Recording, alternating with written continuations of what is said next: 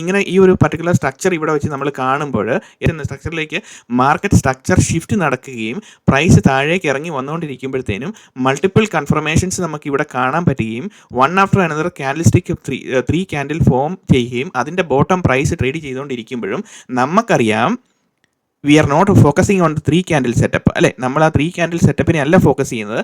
വേറെ overall സ്ട്രക്ചറിൻ്റെ context വെച്ചിട്ട് ഈ ഫ്ലിപ്പ് സോണിനകത്താണ് മാർക്കറ്റ് വന്ന് ട്രേഡ് ചെയ്യുന്നത് on the second time. Because flip സോണിൻ്റെ liquidity is already taken here അല്ലേ. ഫ്ലിപ്പ് സോണിൻ്റെ ലിക്വിഡിറ്റി ഇവിടെ ഓൾറെഡി ക്ലിയർ ചെയ്തതിന് ശേഷമാണ് മാർക്കറ്റ് പോയി സ്ട്രക്ചർ ഷിഫ്റ്റ് നടത്തിയതിന് ശേഷം പ്രൈസ് നേരെ താഴോട്ട് വന്ന് ഫൈനൽ മൂവ്മെൻറ്റിന് വേണ്ടിയിട്ടാണ് ഈ candle stick one after another താഴോട്ട് വരുന്നത്.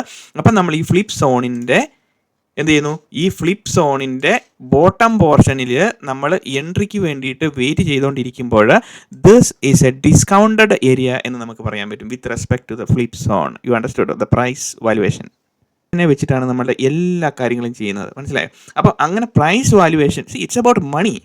Stock market is about money. തമാശല്ല, ഇതൊരു ജോക്കല്ല ഇത്. ഈ ഫ്ലൂയിഡിറ്റി ഓഫ് മണിക്കകത്ത് നമുക്ക് ആ ഒരു കണ്ടക്സ്റ്റൽ റെഫറൻസ് മനസ്സിലാക്കി കഴിയുമ്പോഴാണ് നമുക്ക് മനസ്സിലാക്കുന്നത് ഇതിങ്ങനെയാണെന്നുള്ളത്.